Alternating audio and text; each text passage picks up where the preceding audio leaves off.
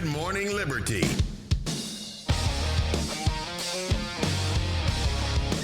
Well, what is up, all of our liberty-loving friends? This is another fantastic episode of Good Morning Liberty. My name is Nate Thurston, and I am sitting right here across from the one and the only Mr. Charles Chuck Thompson on a beautiful Friday morning. How's it going this morning, Chuck? Living the dream. Living the mother-freaking dream. You know why? Because it's Dumb Bleep of the Week. That's why. We finally get to talk about all the dumb things that have happened. Like we don't over the rest last of the week. Yeah. No, it's just we save today. it all. Everything else today. is very constructive and positive and solutionary and all that kind of stuff. And on Fridays, we just get to rant about the dumb things.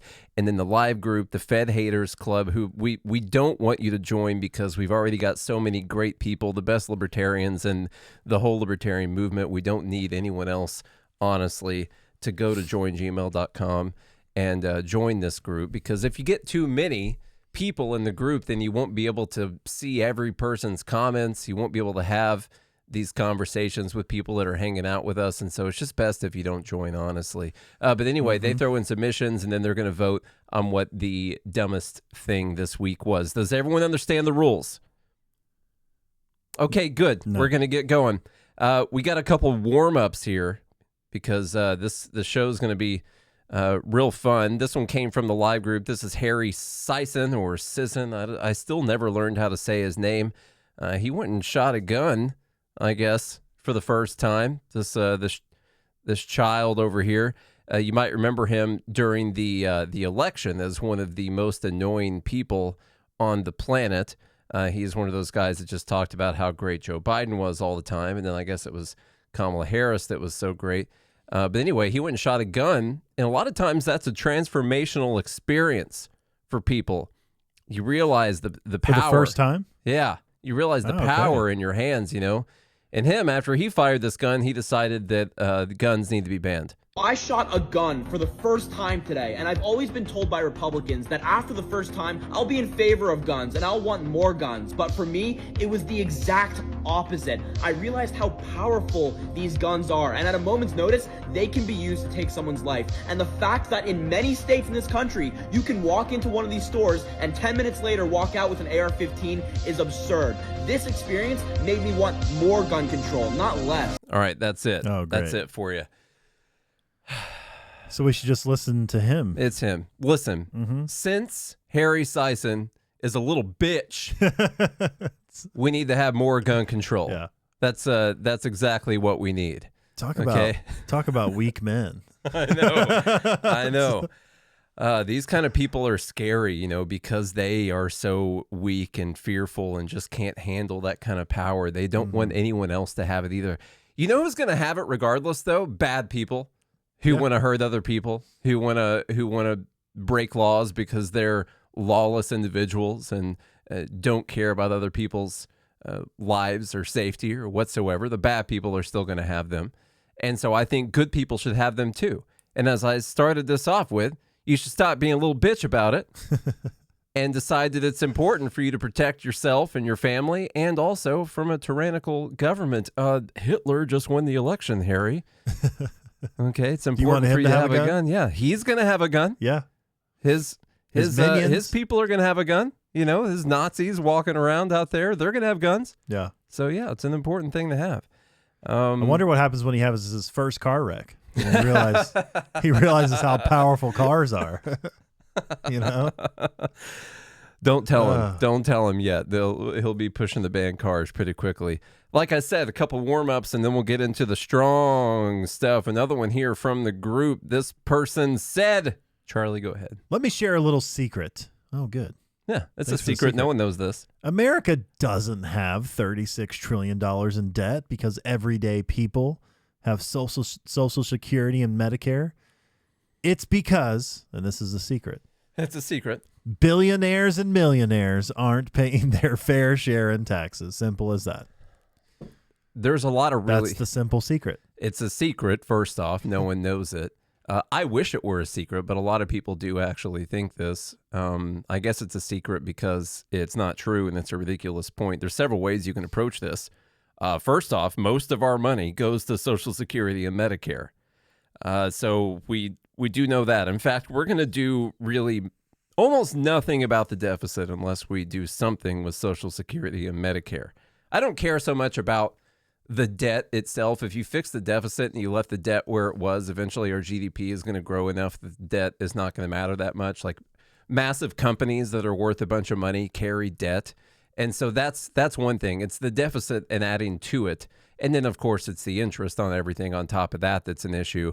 But billionaires and millionaires not paying their fair share in taxes, that's why we have $36 trillion in debt.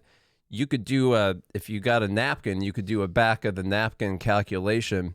All the wealth that our billionaires have created over their lifetimes, the current billionaires that we have in the United States, they have spent their lives accumulating this wealth, and it's not even money that's in their bank account. It's wealth and what people have decided those corporations are worth because of the pieces of paper called stocks that they trade.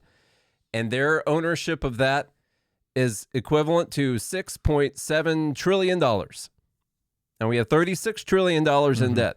Well, let's take all of that, and then we'd only have like $29 trillion in debt. Problem solved. Problem solved. Don't got to worry about it anymore. I got to tell you, it's pretty cool, though. I saw, Elon Musk is north of $400 billion now. I know. In value. It's awesome. He's almost half a trillionaire. I know. That's so cool. That's so cool. A lot of people see that and they get upset about it. I didn't realize you talked about Zuck being up there. I didn't realize he was over the 200 billion mark. Yeah. Good I think he's Lord. number 3 he's or number 4. 3, yeah. Something like that. Yeah.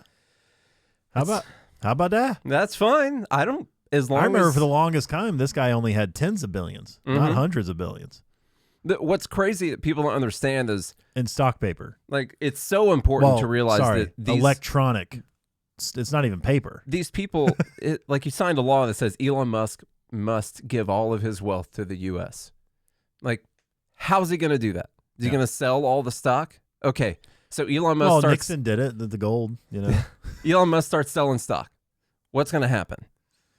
Tesla's going to tank. Homeless people will have homes. They'll have homes. We'll have health care. We'll have free health care, finally. Yeah. So we can all die on waiting lists. Problem solved. No, the valuation of those companies would be destroyed overnight once you knew that they had to sell all that stock for them to actually have that money. And the $400 billion that Elon Musk is worth, I'm not even exaggerating right now. He'd be lucky to get $50 billion out of it if he started selling. Like, if you knew that he had to sell, everyone else who owns it would also sell because it's time to take profits. All right, he would be lucky to get $50 billion if he tried to sell and give all the money to the government. Well, because when you sell, you have to have a buyer. There's two sides to every transaction. But why would you buy if you know that he's still going to be selling everything and everyone else is going to sell because it's time to take profits? Everyone's going to wait for the thing to bottom out, and the price of the stock is just going to it's going to decrease by freaking 90%. So anyhow, Joe Biden gave his farewell address this week, something we didn't really cover because I didn't care about it, and I find him hard to listen to.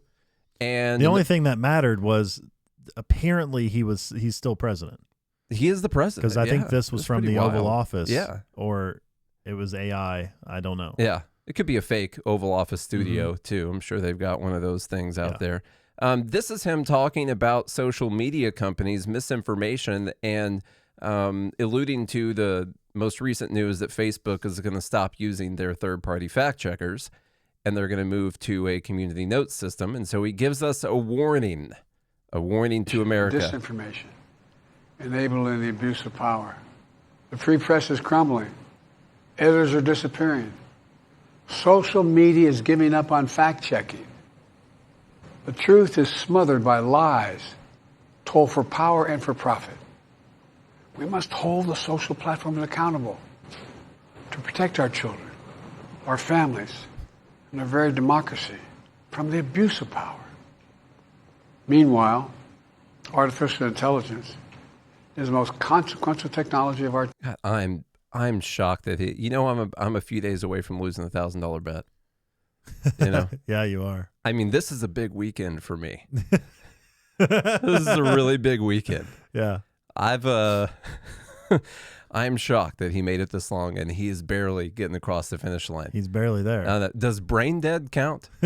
I'm not sure if that actually counts. You should have put some stipulations Yeah, in that bet. should have been you something. made. Yeah, I bet that Biden would not finish his first term, and he's about to finish it. Trump's getting inaugurated on Monday. We're going to have to cover an inauguration. On Monday, yeah. And it's a Trump extravaganza I won't going be on. here. So, on Monday? Yeah. Really? Yeah, there's no work, but I won't be here. Oh, okay. All right. Well, that's fine then. I'll cover the inauguration. Yeah, you'll cover it.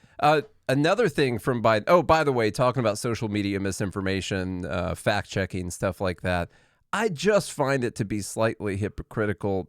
He says they're giving up on fact checking. They're giving up on using biased third-party fact checkers who only fact check people on the right. And they're going to move to a community note system where everyone can introduce what the evidence is for whether or not something is factual. That's still fact checking. Yes, that is literally still fact checking. And I wonder if he cared that much about this problem when they were censoring the Hunter Biden laptop story and taking down people's accounts and blocking the New York Post and stuff like that. Was he that worried about what the truth was? And it turned out to be true. And it was true? Yeah. I didn't hear him talking about it much. And then he talks about the oligarchs taking over our country. This is his warning to America. I want to warn the country of some things that give me great concern. This is a dangerous and that's a dangerous concentration of power. What? In the hands of a very... It's a dangerous concentration of power. That's a dangerous concentration. He's reading from a teleprompter. The guy can't sit in a chair and read. They need to put subtitles on this thing. It's like, what he's saying? I dropped my crown. Sounds drunk. Warn the country of some things that give me great concern. This is a dangerous and that's a dangerous concentration of power in the hands of a very few ultra-wealthy people. The dangerous consequences if their abuse of power is left unchecked. Today, an oligarchy is taking shape in America of extreme wealth, power, and influence that literally threatens our entire democracy, our basic rights and freedoms. How? I don't and know. A fair shot for everyone to get ahead. We see the consequences all across America, and we've seen it before. I feel like consequences is a hard word for him to say. It's consequences. The American people stood up to the robber barons back then and busted the trusts. They didn't punish the wealthy. Just made the wealthy play by the rules everybody else had to. Workers want rights to earn their fair share. You know, they were dealt into the deal, and it helped put us on a path to building the largest middle class, the most prosperous century any nation in the world has ever seen. We've got to do that again. The guy has been president for the last 4 years. I don't know if he's the president right now even. And he has been president for the last 4 years. And he's warning about this change to oligarchy. And first off, he's only ever been this guy has been in power his whole life. 50 years. He's been in power for 50 years. Okay. He's wealthy. He's not a billionaire that we know of, but he's wealthy. He's used his power, his wealth, power, and influence to rig the game in his own favor. Of course, his family has benefited from that as well. And then there's the craziest and easiest hypocritical point that we can point out, which is that in this election, the person running against Donald Trump, everyone's up, they're trying to point towards Elon Musk and maybe Mark Zuckerberg, who put in some money towards the inauguration, and some of these other people. In this election, Kamala Harris raised over $1 billion. She had more billionaires supporting her than Trump had billionaires supporting him. Mark Zuckerberg, who was the third richest person in either the world or in America, is it the world or America? I can't remember which one. I think maybe it's the world. Third or fourth in the world. Took part in censoring a story that could have damaged Joe Biden's election chances and potentially cost him the election. And that was fine. What they're upset about is the outcome, and that it's not their oligarchs, which oligarch is just a word that people use to make it sound scary. It used to be used more in the Russian context. When they broke up, they essentially gave these specific families and people well connected in the government the ownership over some of the industries and things like that, and they were kind of government appointed oligarchs, and they still have some of these people. But in this country, these people he's mentioning, like Elon Musk or Zuckerberg or whoever, like they've gotten there by providing valuable things to people, and there's nothing wrong with that. And I've got no idea what he's talking about, how it's damaging to our democracy, whatever that means. He's not citing how this is damaging to our democracy. The oligarch he's talking about, like Elon Musk, is pushing for less government. And I don't know how that's damaging to our democracy. So it's so hypocritical. It's super annoying. And, it's like it's gaslighting like this is why they lost the election so handily. Yeah. I'm shocked that people just didn't buy into it. They saw it. They see through it. There's a few.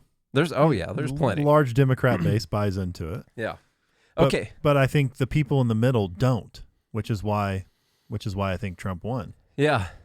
Yeah. And in fact, if they wouldn't have gone so far, Trump might not have won. You know. But people are like, "Oh, you're going to lie about that." So, like, what else would you lie about? Literally, it was the last 2 weeks of the election that pushed me to go vote for Trump. I don't know how many more people got so fed up with the media during that time, but it was them being so freaking insane in the last couple weeks that I was like, these people have to lose. There are people have to. just like you. They dress like you. Yeah. Yeah, they walk, talk, like and you. act like me too, I bet. Just don't give up like you. Mm-hmm. Yeah. Okay, number 4, Dumb Bleep. This was going around last weekend, but I wanted to talk about it. We haven't talked about it yet. CBS reports that over 17,000 doctors are calling on the Senate to reject President-elect Trump's pick to lead the Department of Health and Human Services, RFK Jr. And this has all the hallmarks of deep state misinformation, just so you guys know. But they didn't reject the current health secretary. No, that's fine. All that stuff is fine. Because he's doing just fine. The funnier part about this is over 17,000 doctors are doing this. This is alleged MD on X says there's a list of names floating around with doctors who supposedly signed the petition against RFK. Rather than 17,000 doctors, there were only 1,150 names, and of those, only 130 of them are doctors. And it turns out anyone can sign this petition. You can go sign it, and I signed it. You can find my name on this petition as a doctor. Nate MD. No. Dr. House. I signed up as Dr. Gregory House on this petition, and I am one of the 17,000 doctors that have signed this petition. Well, there's probably more now. Yeah, I'm sure there's a lot more. So not only is this a stupid idea if it were true, but anyone can sign this and mark down that they're an MD on there. Yeah. I did it. It took me 5 minutes. I was like, there's no way you can just sign up and select MD and they're going to call you doctor on here. Like, yeah, I just selected MD. You didn't have to provide your NPR or nothing. Nothing at all. Wow.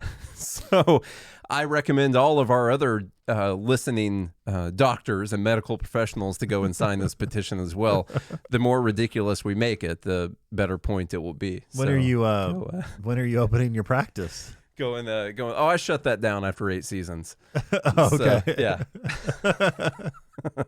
You were solving too many rare complications. Yeah, very rare. Yeah, very rare. Broke a lot of procedures, but oh, number 5. That's funny. From the Washington Times. Charlie, read this word salad. All right. Study ties, quote, gendered racial microaggressions to high blood pressure in mothers of color. So this is very important. All right. Pregnant women of color who complain about medical professionals committing, quote, gendered racial microaggressions during OB/GYN visits are more likely to experience elevated blood pressure after giving birth, the study shows. It could have nothing to do with the fact that for, some reason the African-American community actually just has high blood pressure. Yeah, we'll get into some of the limitations on this study, but this study did show that, and you also have to keep in mind, who is likely to report that someone microaggressed against them? And what did they consider to be a racial, gendered microaggressions.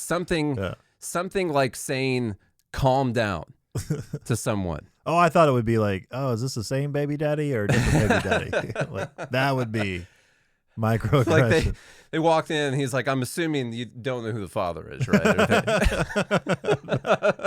Now, that would be a little racist. That's a little bit too far. If they did that, we're not doing that. No, we're not doing it. We're trying to give you examples of what those kind of microaggressions would be. Like if they were like, now, is he going to get out in time to help raise this child? Yeah. That kind of thing. Yeah. Start down there. All right.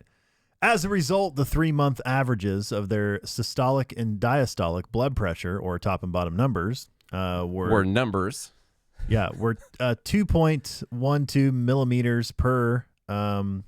It's higher. It's just the numbers are higher. Okay. Yeah. Well, yeah.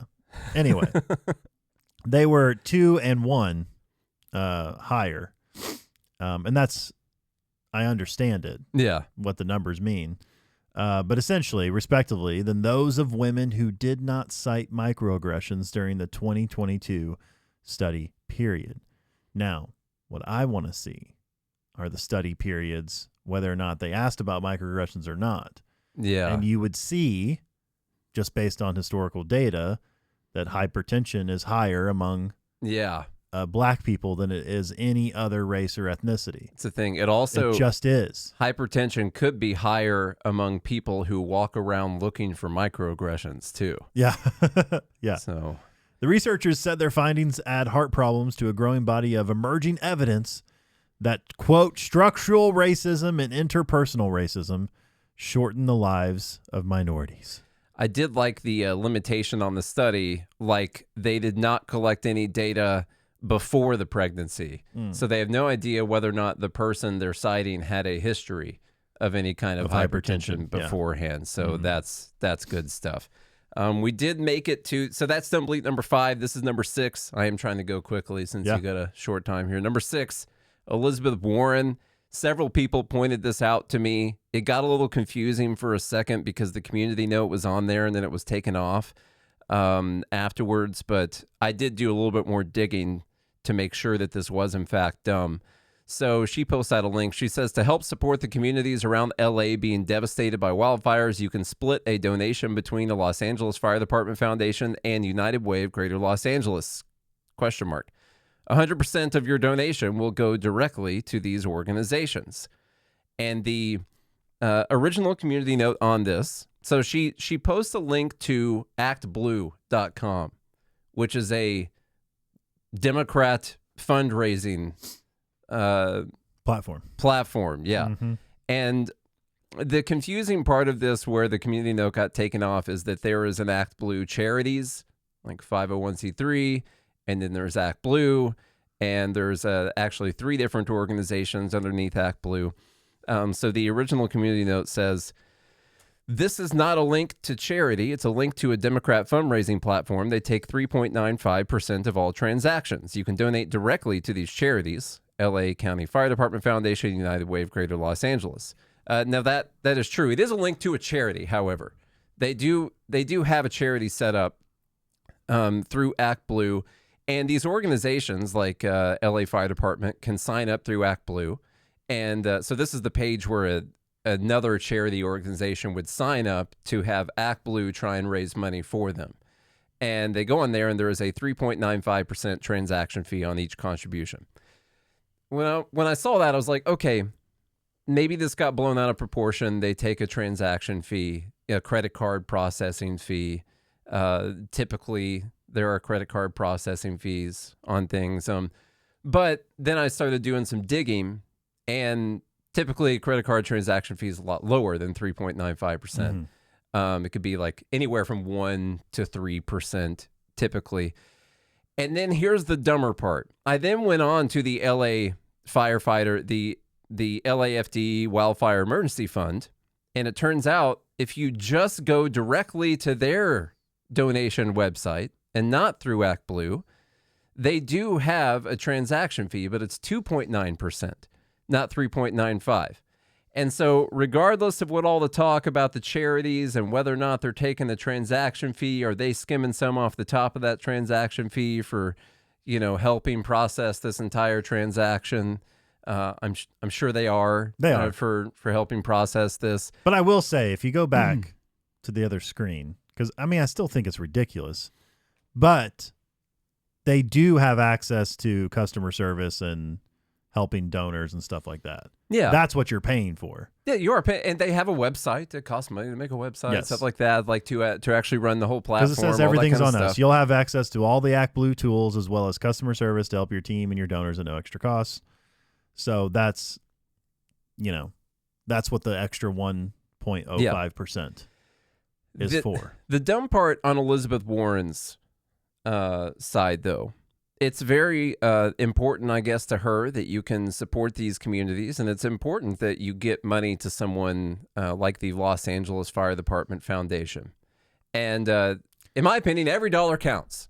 Okay, so the question is, why post a link to ActBlue when the LA say 100% of your 100%. donation will go directly to these organizations when it's not true. when it's not 100%, but the thing is, 96.05. if your main concern is helping these people raise money, why not just post a link directly to their donation page? Because their transaction fee is actually lower if you donate directly to them. It's 2.9 instead of 3.95 on their page, meaning they get to keep more of the money. When you donate through ActBlue, they get to collect your address, your email address, your name, potentially your phone number if you want to, and then they get to reach out to you later for all the other times that they get to try and collect donations for you. And other things. And whatever else it is. Yes. And so the dumb part about this is that if you actually care, just donate the money directly to the organization, not through a pass-through. And it's using the tragedy to collect, information so they can use later. For future donations. It's ridiculous. Yeah. So it is dumb. Yeah. I'm not so much upset about the fee. No, I mean, the fee I'm exists. upset about right. I'm not even upset about them collecting an extra 1%. No, I'm not either. Because they're offering a service. And if you can get it out to a wider amount of people, it's a better deal. You could actually, for you the could fire department. have more money. They make more money off of that. But I'm upset about her saying 100% of the donation, and then also the fact that they're using a tragedy to collect data so that they can use it later for more elections. And she could have just posted the direct link to their donation. That's what still makes it dumb. Gavin Newsom said today, I signed an executive order prohibiting greedy land developers from ripping off LA. This is number 7, by the way, from ripping off LA wildfire victims with unsolicited, undervalued offers to buy their destroyed property. Make no mistake, this is a prosecutable crime. So in this executive order, I did pull that up, making any unsolicited offer to an owner of real property located in the areas, and here's all the zip codes, to purchase or otherwise acquire any interest in the real property for the amount less than the fair market value of the property on January 6th, 2025, is prohibited for 3 months from this date, from the date of this order. What's fair market value? It's like whatever they decided the valuation was before the valuation changed. Yeah. No, but even then, it's still it's up for grabs. Unless you had an analysis done on your house, by January 6th. Yeah. Then you would actually have a fair market value. But it's up to like a conglomerate of comps in the area and other real estate agents, Like we did a fair market value assessment on my house. And it was, I got vastly different numbers between different real estate agents on what their expert opinion was on the fair market value of my house was. It's still up to interpretation. The idea here, people don't like what's called disaster capitalism. In fact, in that the new Twister sequel, the bad guy in that movie was someone doing disaster capitalism. It was the guy going around trying to buy up properties after tornadoes went through. And that was like the villain in that movie. And so people don't like this idea, but the fact of the matter is the value of the property has changed, and that's sad. It is sad, but it's the risk you take as a property owner. If one person's house would have burnt down and someone tried to come in and buy the property and it was less, Like everyone would say, yeah, that makes sense. There's not a freaking house on the land anymore. There used to be a house, and now there's not a house and a on couple there. trees, and it looked nice. Yeah, it wasn't all charred and gross. You know? Yeah. Yes, it used to be worth more money than it is now. That's just a fact of the matter. You know, I think we should sign an order that says no one can offer to buy Tesla stock for less than the market value on January 20th of 2021. No one should be allowed to buy it for less than that. It's illegal. You know, that's the fair market value at that time, and we've decided that is the best point in time that we should sell this at. I don't remember what the stock was at that time. It could be better or worse than right now, but you know, there are people. It's sad. I get it. It's sad, and you're in a bad situation, but you can't change the fact that you're in a bad situation. You can't decide that it didn't happen. First off, it did happen, and it's sad, and you can't construct a bunch of laws and a reality with a time machine and decide that this didn't happen, or it's not a tragedy. Yeah. Who cares? No one lost any money. No one lost any houses. Who cares about this fire? Right. You know? No, it's a tragedy because the bad thing happened. So, and we can just magically rebuild them. Yeah. It's not going to cost any money. The thing is, sometimes these people, they need money right now, and they won't even be allowed to sell it for what someone is willing to buy it for. And that is more than annoying to me. Yeah. It's frustrating. Or how about the FEMA, for number 8, the FEMA administration saying that LA officials were very prepared for the wildfires, but they've never seen 100-mile-an-hour winds. That's what I was going to ask about, you know, his order. Like, what is he doing? Any executive orders to, you know, actually prevent something like this from happening? I don't know. Taking any responsibility for for the outcome? No. I mean, he's investigating who in the local governments messed up, but no, it definitely wasn't the state government that messed up. Of course. For sure. But they say that LA officials were very prepared, but it's the wind. It's the wind that was the problem. They just have never seen that before, except for in 2011 when it hit 97 miles per hour with the Santa Ana winds. In fact, in 2011, 97 was the sustained number. The wind gusts were up to 160 miles per hour. That's pretty crazy. And what they're calling 100-mile-an-hour winds right now, just so you know, I've looked up as much writing about this as I can find, and I cannot find information about 100-mile-an-hour sustained winds. This seems to be a number that people started saying because there were wind gusts that made it up to 100 mile an hour. And that is like the number that people are using for this. I'm not saying it wasn't bad, that there weren't bad wind gusts, but in 2011, it was sustained. Were people doing the finger test on the ground? That's what it was. This feels about 100. This feels worse. That feels about 100. Sure. I mean, my fingertips getting real cold. So the fact of the matter is, they have had this before. It happened 13 years ago, and in fact, the Santa Ana winds apparently are something that happens quite frequently, and the wind tends to be pretty bad during this time. It gets pretty bad. And so for number 9, because I want Charlie to at least hear this, it's Bill Burr being. I love the caption on this video. It says, "You either die a hero or you live long enough to become Bill Burr," and it's right. Like there before the election and some other, like Bill Burr got pretty tolerable and stuff, and he's had a lot of great jokes about the WNBA and all that stuff, but abortion. He's turned back into freaking annoying ass lefty. Okay. So the winds moved, but you know, the fire was coming and all that stuff. So I feel lucky. Are you guys back? And I think everybody did a great job. Yeah. Unlike the internet, you know? Yeah, right. I know. It's right. Oh, my God. All of these fire experts. Why didn't you just fly a helicopter into the ocean? And then just, I don't know, because there was 100-knot winds? You want to do that? You want to do that at night, you lunatic? How are you? This was definitely mismanaged. That's a big word we're hearing now. Mismanaged, like some idiot on the internet knows how to manage the worst fire in LA, sitting there in his underwear. You know what? Looking at the footage on the internet, I have determined that this here was mismanaged. You know about helicopters because I remember, and it's interesting now thinking about it because you said that. About it. I know about the one that I fly. Other than that, I don't know anything about it. You know. So this, it actually kind of seems like Jimmy Kimmel's trying to change the subject into this story about a helicopter that Bill Burr has and all that. But this is no different from people making fun of those who said things like, well, I read up in the vaccine, says the vaccine has side effects. Oh, did you idiot? In your On the underwear? internet, your underwear? The Yeah. vaccine has side effects? Like you know anything about Yeah. vaccines? Yeah, like you know. So what? I saw that a bandana around your face doesn't actually help you stop the spread of COVID. You know, in fact, I heard that even being vaccinated says that you could still spread COVID and you can still get COVID. Oh, do ya?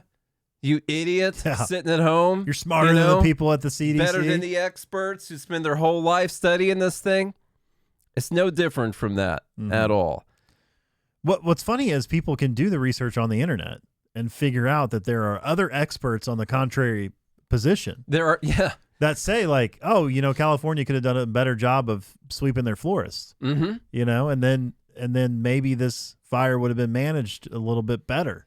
Yeah, so they're like, it's like they have remedies for these types of things. Well, that's a really good point. That it's not just a rando on the internet saying this looks mismanaged. It's the fact that you can either just listen to the people in charge in LA and they're saying, well, there's nothing we could have done about this, or you have, you know, millions of other people using this, and some of them are actual experts on this. They're fire experts. Like, I'm a fire expert. I'm a a forest forest management expert. Yeah. And they need to be taking care of this problem. And people read that, and then they go back and they post and say, actually, it looks like you guys mismanaged the hell out of this thing. Mm-hmm. Here's paper after paper explaining how dangerous this situation is. Yeah. Here's Same the thing. insurance companies leaving because it's too big of a risk for them to stay here because you're not taking care of this. By the way, it wasn't that long ago that we had a giant fire in Sevierville. Yeah. You know, in Gatlinburg area. Yeah. Same thing. It was mismanaged. They talked about it. I don't remember anything about that fire. Well, but- same thing. They're not really cleaning the floors. You know, they're not cleaning out the brush and things like that. I mean, did they have water?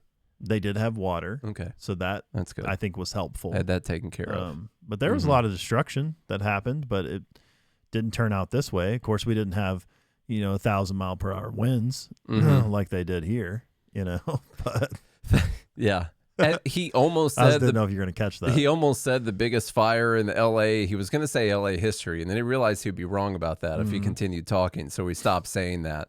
But that point was still implied right. there. And I know, gotta go. yeah, I know you came up on a stop here. So we're going to switch on to that's number Magoo, 9. you're just an internet troll, man.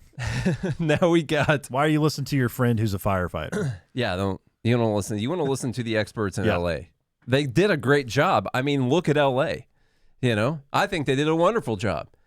Let's go on to number 10. This is the last one. And today we got news that the Supreme Court has upheld the law banning TikTok if it is not sold by a Chinese parent company by Sunday, I believe, is the date.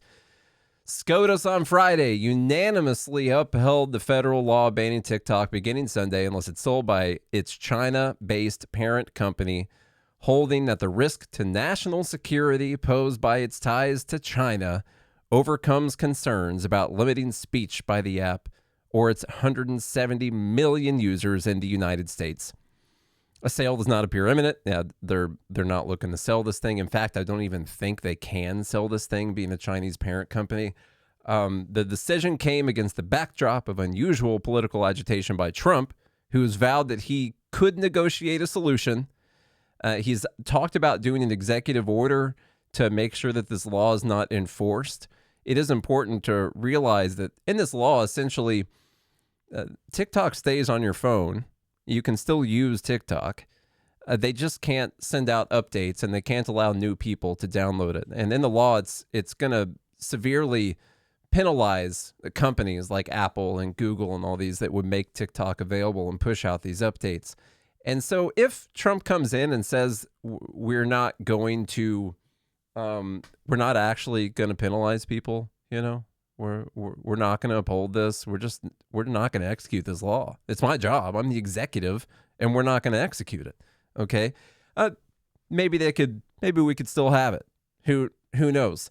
To me, this entire thing has been completely ridiculous from the start. We'll get into some of it. I really do think that the reason TikTok ended up getting banned was because of October 7th and all of the pro-Palestine, I don't even want to say pro-Hamas, because if you're like pro-Palestine or anti-tens of thousands of people getting killed, they'll just call you pro-Hamas. They'll call you a terrorist sympathizer or something after that, something like that.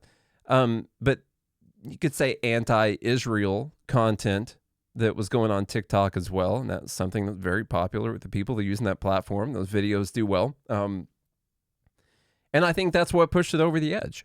This is something that Trump was trying to get done when he was in office last time, and then he got really popular on TikTok. He's got 14 million followers or something on there. And so he doesn't want to get rid of it really anymore because it's a useful platform for him. That's why, by the way, it's not because of any principle that he has. It's because he's got a big following on TikTok and he thinks it would be valuable for him. This is the whole October 7th thing and the war that has happened afterwards, if you want to call it a war, I think is what ended up pushing this over the edge. And they'll talk about national security and they'll talk about data security with China and all that. Personally, I don't care. I don't know what China's going to do with my data, but I'm more worried about what the U.S. government's going to do with my data. I'm more worried about American companies selling my data to the American government, the one that's right here over me at all times. If they were really worried about data, they could have just passed some kind of data privacy law, but they didn't want to do that. They wanted to go after TikTok specifically. People talk about Chinese propaganda, and that can't really be the case. What's kind of funny about TikTok is that it's not available in China, even though it's Chinese umbrella company. They do own it there. TikTok itself is not based in China, but ByteDance is. So it's that doesn't make any sense either. And then I got a problem with that too, because what you're worried about Chinese propaganda, screw that. We're better than them, right? Our American ideals are better than them. Our freedom and liberty is better than China, right? Well, if our ideas can't stand up to China's propaganda, seems like our ideas aren't all that great. And at the end of the day, you're just censoring speech. It's a terrible idea.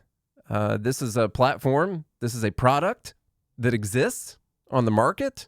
Many people like it. In fact, 170 million people in the United States like it, and they want to use it. And in my opinion, they have a right to use it. And if they, we've all given our data to everyone. Almost all of us listening anyway, unless you've paid a lot of attention to that. But we've all given our data to everyone. And I'm really worried much more about the American government having that data. It's not about the data. It's about the speech. The crazier thing about this is that people are leaving TikTok and going to this app called RedNote, which looks ridiculous to me. And I saw it compared to Pinterest, which is one of the reasons I didn't download it, because Pinterest is my number one least favorite app in the entire world. My wife will try to show me something on Pinterest, like with her phone, and I'm like, I'm not even going to use that. This app is an ad funnel. The entire thing is an ad. Pinterest is just ads. That's all it is. Every post is an ad. In my opinion, I can't stand the app. It's the worst app ever. RedNote is what people are going to. It's way more Chinese than TikTok, like an actual Chinese app where you're going on there and you can interact with actual Chinamen and China women. And this is actually, if you're worried about Chinese propaganda, good Lord, TikTok's not even available in China. It's banned in China. Now you're directly talking to Chinese people, which I just don't care about at all. I haven't downloaded it yet because of the name. Like in principle, you guys in the group, tell me what you think about this. Like in principle, I can't do it because of the name.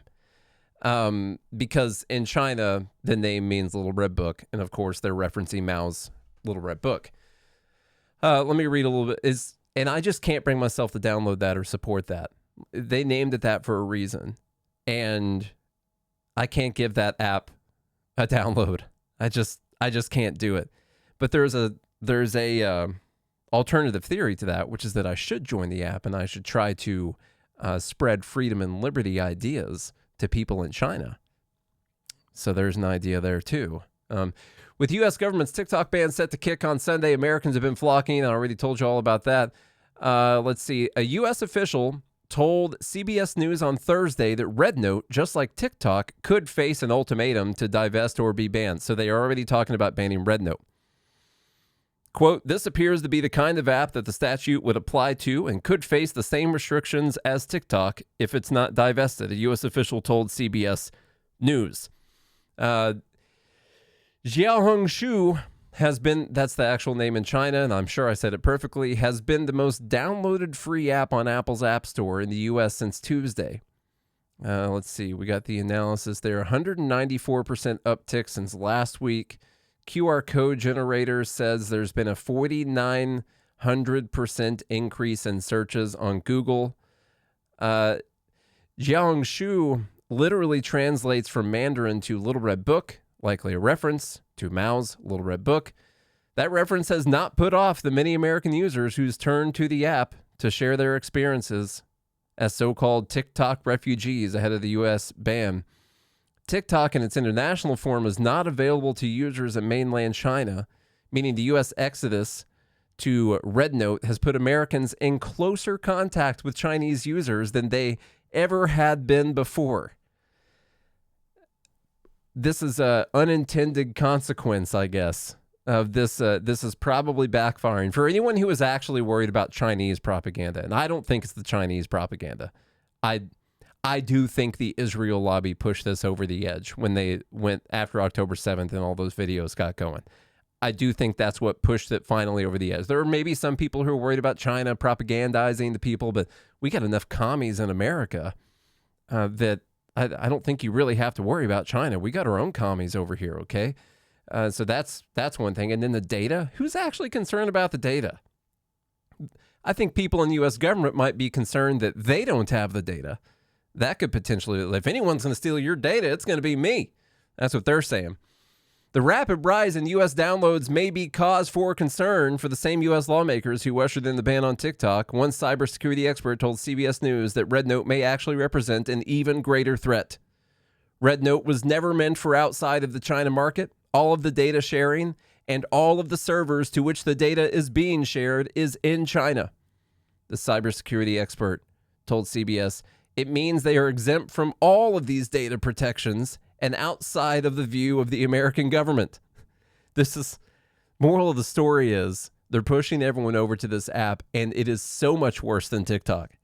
For all of the things that they were worried about, it is so much worse than TikTok. And isn't that just amazing that the government tries to ban something, and people find a way. The market finds a way to get what they want. And sometimes it comes in the form of a black market. You know, interesting story, like in Russia, they banned brand names. You don't have brand names or anything. You know, that's bad. But what people would realize is that there were serial numbers on their cans of foods, and the serial numbers would tell you what area, what factory that can of food came from. And eventually they would use those serial numbers, and those would have higher trading values than the ones with the serial numbers from the factories that they didn't like. And so even though they tried to ban it, people found a way to still create their own brand name products after that, and they still had higher value than the other lesser cans of food. And now they ban this app, and everyone just moves over to another one. And maybe they're doing it to stick it to the government. I mean, this app looks terrible to me. I don't know how well it works. Any of our people hanging out with us use this app? Any of you guys using it yet? Let me know if anyone in here is using it. It looks awful. It's just, I mean, I don't use TikTok really either. Once we got shadow banned on TikTok, I stopped using it. But this one just looks terrible for sure. But now they're moving to it, and they're saying, hey, screw you. We're gonna, and it's even worse. They're getting an even worse outcome, like they do when they ban drugs, or they, you know, any of the other things that they try to ban. You ban legal drugs, you get illegal drugs on a black market that people lace with fentanyl. They cut with fentanyl to try and, you know, make more money. And it never works. The market finds a way. People will find a way. The market is just people. People will find a way to get what they want. And I think the U.S. government needs to get the hell out of this, and I'm really concerned that they will eventually turn this around on other potentially American companies that they say are, because in the law it says directly or indirectly controlled by a foreign government. And I still think that eventually they'll try to use this against X. We'll see. All right, let's get votes in, everyone. Let's get those votes in. Let me see what all the options were here. Number 1 was Harry Sisson and the more gun control. Number 2, the fair share. We don't have $36 trillion in debt because of Social Security and Medicare. We have it because billionaires aren't paying their fair share. Number 3 was a couple of Biden's farewell statements, social media censorship, and the oligarchy. Number 4 was the 17,000 doctors fiasco, of which I am one of them, just so you guys know, under Greg House. Number 5, gendered racial microaggressions. Number 6, Elizabeth Warren and the ActBlue donation thing. Number 7, Newsom's executive order. Number 8, them saying it was just too windy. They were prepared for the fires, but they just haven't dealt with these winds except for 13 years ago when the winds were way more than this and they had fires. Number 9, Bill Burr and him making fun of people saying that this was mismanaged, saying that they did a great job. They did a great job with the fire. And by the way, I'm not talking ill of the firefighters, the first responders. Everyone has to realize that. They did the best they could with what they had. But yeah, this was mismanaged. There are plenty of experts pointing to all the ways this was mismanaged. And number 10 is the TikTok ban, which seems as though it will be going into effect. You got about 20 seconds to get your votes in, everyone who's hanging out right now. So go to joingml.com if you want to hang out with everyone else in the Fed Haters Club. Maybe you'll have a good time in there. Maybe you'll meet some new friends, meet some new people. All right? You can hang out with us during the show. Go to GodHatesFeds.com, get yourself a God Hates Feds shirt. But the biggest and most important thing you can do is tell a friend or a family member about this show. The second biggest, most important thing you can do is leave a rating on this show so the algorithms know that people like the show. We've got a lot of ratings, and they're good ratings. We have high ratings on the podcast apps. We just need more ratings and reviews, too. And the number 3 most important thing you can do is come hang out with us on any of the social media platforms. X is the one that we use the most, for sure. And we are Good AM Liberty on there. Or just search Good Morning Liberty and our page will come up. And that's where you'll hear from us most often. The most important thing you can do on there, if you do follow us on X, is you can repost things or like or comment on things. And that engagement helps us get seen by more people. We don't have a massive page. We've got a little over 12,000 followers on X. And, we need more engagement on those posts because I don't know how to break the algorithm. 12,400 followers, and on average, one of our posts gets seen by about 200 people.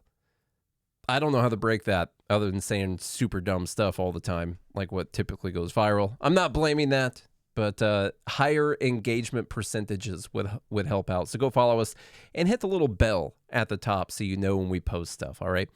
Let's see who won. Not a particularly close race. The winner of Dumb Bleep of the week this week is Mr. Bill Burr. Thank you for that content, Bill Burr. It was funnier than everything else you do because it was so freaking stupid. And more importantly, it was so freaking dumb. Thank you guys so much for hanging out with us. This was a fun show. Had a good time.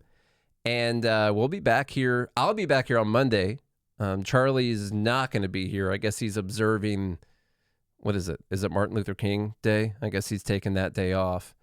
And, he's celebrating privately, I guess.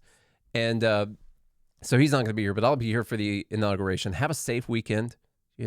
Just do all the right things. Make good decisions. Wear your seatbelt.